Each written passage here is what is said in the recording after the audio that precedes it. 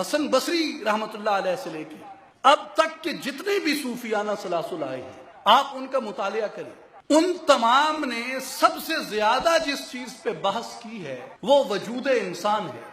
صوفیاء کے ہاں سب سے زیادہ جو بحث پائی جاتی ہے وہ انسان اور انسانیت اور وجود انسان کی، روح انسان کی، قلب انسانی کی پائی جاتی ہے۔ اس کا مطلب یہ ہے کہ انسان کے ساتھ، انسان کے وجود کے ساتھ، انسان کی عظمت کے ساتھ، انسان کی رفعت کے ساتھ، انسان کی تکریم کے ساتھ، انسان کے وقار کے ساتھ، انسان کے تقدس کے ساتھ، انسان کے شرف خلافت کے ساتھ ان صوفیاء کو رومانس تھا، ان کو محبت تھی۔ وہ انسان سے، انسانیت سے محبت کرتے تھے، انسان کے تاج خلافت سے محبت کرتے تھے کہ جو اللہ نے اس کے سر پہ اسے عطا کیا ہے۔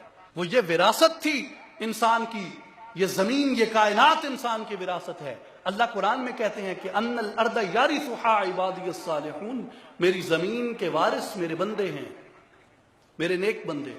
اس لیے صوفیاء کو انسانیت سے رومانس تھا، محبت تھی، عشق تھا۔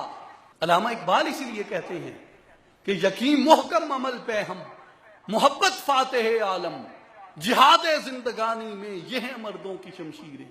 مرض کہتے ہیں سب اس کو، یہ ہے لیکن مرض ایسا چھپا جس میں علاج گردش چرخ کہن بھی ہے کہ آسمان کی گردشوں کا علاج وہ محبت کے مرض میں پوشیدہ ہے۔ لیکن یہ محبت انسان کے وجود کے اندر پیدا کیسے ہوتی ہے، اور یہ محبت بذات خود ہے کیا چیز؟ یہ یاد رکھیے کہ میں اس لغو، اس فحش، غلیظ اور نجس محبت کی بات نہیں کر رہا کہ جس محبت کا درس ہالی ووڈ اور بالی ووڈ نے دیا ہے، جنہوں نے محبت کو ایک جذبہ شہوت بنا کر رکھ دیا ہے، جن کے نقطہ نظر میں جنسی اشتہا کے اندر اور محبت کے اندر کوئی تفریق نہیں پائی جاتی۔ میں اس غلیظ اور نجس محبت کی بات نہیں کر رہا، میں اس نفیس، اس پاکیزہ، اس طیب و طاہر محبت سے بات کر رہا ہوں جو اللہ کو اپنے بندوں سے اور بندے کو اپنے خالق سے ہوتی ہے۔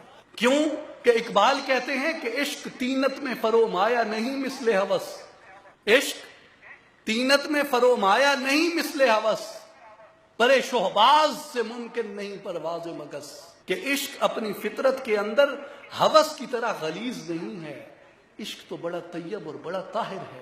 اب شہباز کے پرے پرواز سے مکھی کی پرواز کی توقع نہ کیجیے۔ اس لیے ہمیں ایک خط فاصل کھینچنا چاہیے، ایک حد مقرر کرنی چاہیے ان دونوں محبتوں کے درمیان کہ ایک محبت غلاظت ہے اور ایک محبت طہارت ہے۔